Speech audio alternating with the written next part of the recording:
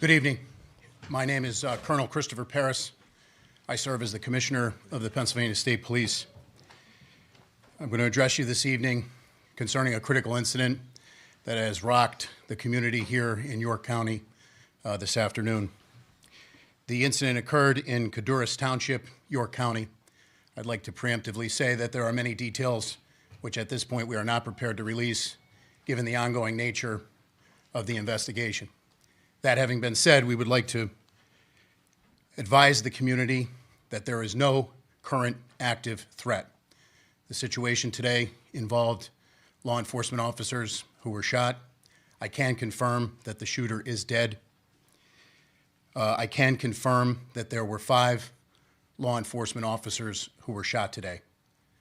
3 fatally, 2 that were transported here to Wellspan in York. They are currently listed in critical but stable condition. The District Attorney of York County, who is no stranger to this community, or in collaborating with the Pennsylvania State Police, Tim Barker, I've spoken to him. The Pennsylvania State Police has been asked to convene a major case team to conduct the lead in this investigation with the assistance and in collaboration and in partnership with the York County District Attorney. I can assure you that all of the resources of the Pennsylvania State Police are being brought to bear. There is still very much an active scene at Codurus Township, York County. Later this evening, the District Attorney will have more information to release. I can tell you that the Pennsylvania State Police have taken over calls for service for the Northern York Regional Police Department, and we will continue to do so to support our partners. I can tell you that I've spoken to the special agent in charge of the FBI out of Philadelphia, our municipal partners and county partners here in York County, and we've received multiple offers of assistance from our fellow state partners to include New Jersey and York. But we have a very large investigative scene. In being here today with our law enforcement family for the second time in 2025, I'd just like to say on a very personal note, our hearts and prayers go out to them, to the families of the deceased and the families of those officers who were wounded. There are simply no words that I can offer to assuage the grief that this community has experienced and unfortunately will continue to experience. The grief will be unbearable, but we will bear it. So we stand here today united for our partners all across the law enforcement spectrum, and we will not rest until we've conducted a full, fair, competent, and thorough investigation into this matter. Lastly, I would simply ask to the community here in York County and beyond, all across Pennsylvania and all across our nation, if you could keep the families that were touched by this tragedy today in your thoughts and prayers. Please give them a solemn thought. And to the women and men who are working diligently right now to push this incident forward and the investigation forward and the aftermath that will have to be dealt with and persevered through, our hearts and prayers are with them. Thank you very much. I'll now turn it over to Governor Shapiro.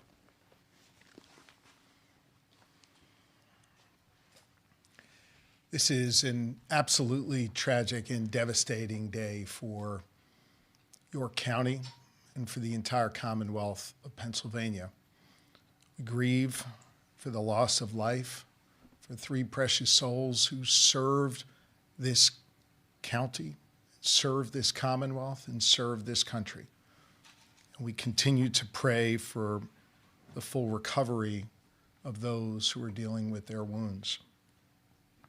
This, of course, is on the heels of just a few months ago when we lost another York County son, Officer Duarte, who again gave his life in the line of service. I had the opportunity with the Lieutenant Governor and with Senator Phillips Hill, Representative Grove, and your 3 county commissioners to spend some time with the families of those who have been impacted by this violence today. I think it's important for you to know that these families who are dealing with, they're grieving right now and they're suffering right now, took time to tell us how proud they were, how proud they are, pardon me, how proud they are of their loved ones who put on a uniform to keep us safe. It's an extraordinary thing that these law enforcement families do. They support the individual who puts on the uniform and runs toward danger. They're there for them when they leave in the morning, and they pray throughout the day that they will come home at night. So I hope as this community comes together, as I know it knows how to do, and prays, that we think not just about those who wear the uniform, but those who stand behind and next to those who wear the uniform every day. These families are extraordinary, and I hope you'll join me in prayer for them. I had some time to spend with the law enforcement who are gathered here today, who ran here because they knew that their brothers in uniform were in danger or their lives were cut short. And I'll just share with you what I told them. The entire Commonwealth of Pennsylvania respects them, and we have their backs. And we so appreciate the work that they do every single day when they go out to keep us safe, when they go out to protect our freedoms and our rights. This is something that, sadly, we only tend to share in times of tragedy. I think it is important that this Commonwealth knows that every day we appreciate those who put on the uniform and those who keep us safe. There are others here at WellSpan who wear different kind of uniforms. And I want to say thank you to the doctors, to the nurses, to the staff here at this extraordinarily wonderful healthcare institution that sadly has seen too much trauma, but thanks to their extraordinary talents and their dedication to their neighbors, they're able to help people get back up on their feet. That's what you did today for these two brave souls who put on a uniform to keep us safe. And so we appreciate those of you who don the white coat and the scrubs, those of you who support the work that they do. You truly are wonderful people, and we appreciate you very, very much. I want to let you know that Attorney General Pam Bondi reached out directly to me and shared with me that we have the full support of the federal government. I know, as Colonel Paris indicated before, he has spoken to the lead of the FBI here in this region. We so appreciate law enforcement at every level, and we, of course, appreciate our federal partners. General and I worked together when I was Attorney General here in Pennsylvania. She was the Attorney General in Florida. It meant a lot to me that she reached out to offer her support and her prayers for good people of Pennsylvania. Here's the last thing I want to say, and I'll turn it over to the Lieutenant Governor. This kind of violence isn't okay.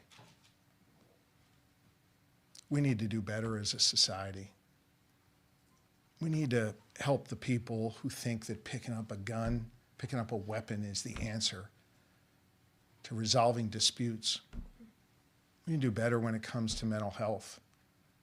We need to do better when it comes to looking out for those who are in need, so we don't have to deal with tragedies like this.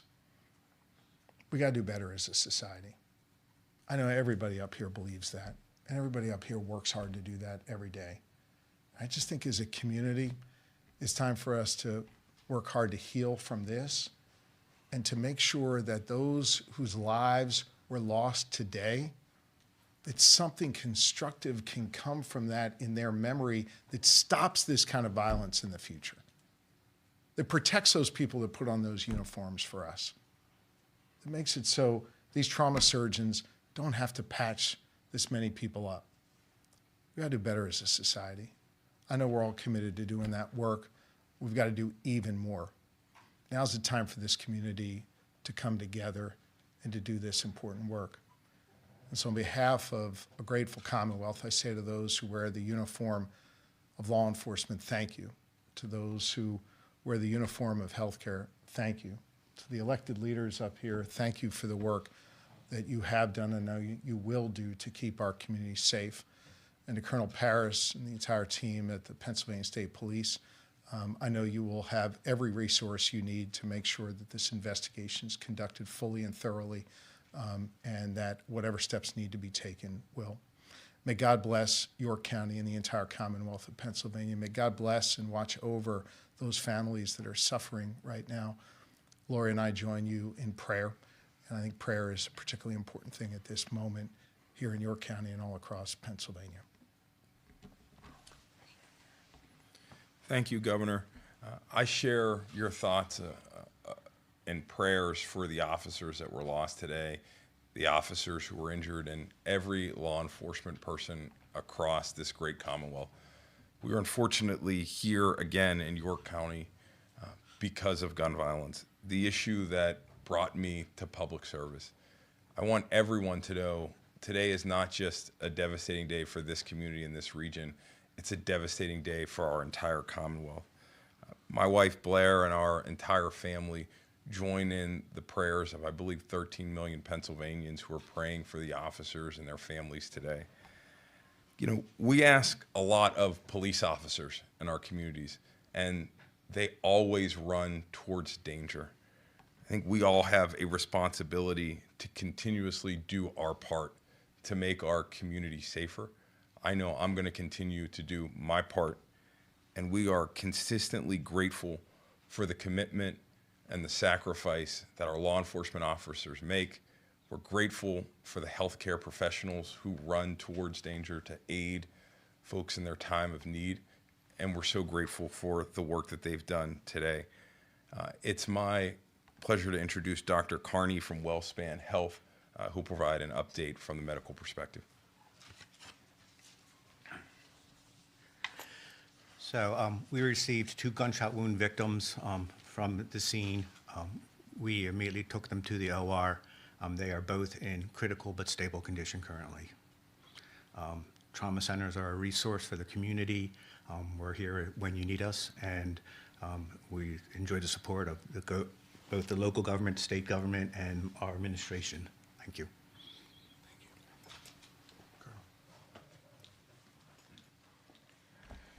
So at this point, I would open it up to a few brief questions, however, prefacing that with the fact that the information we can provide is extremely limited. Sir. Did you say this was, the officers involved are from Northern New York? And I did not say, and that was intentionally done so. Obviously, we know who they are and who they work for.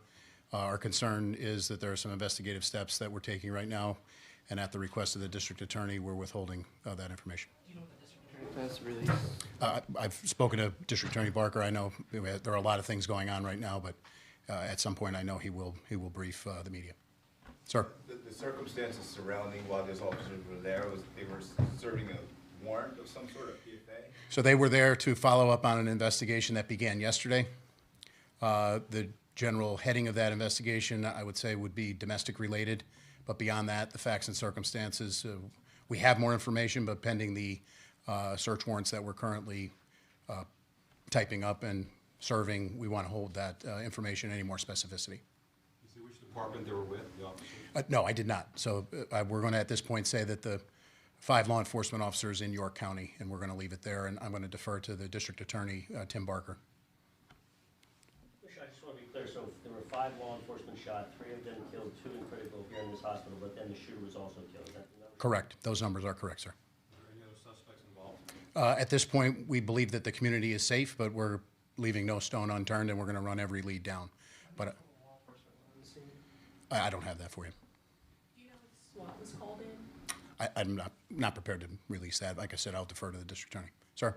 Have we heard anything as far as weapons or what exactly happened when they arrived? No. I mean, we have, but not that I can confirm with any specificity that I would be concerned we would have to backtrack on later. So very much processing a large scene. I will confirm that it is a large scene.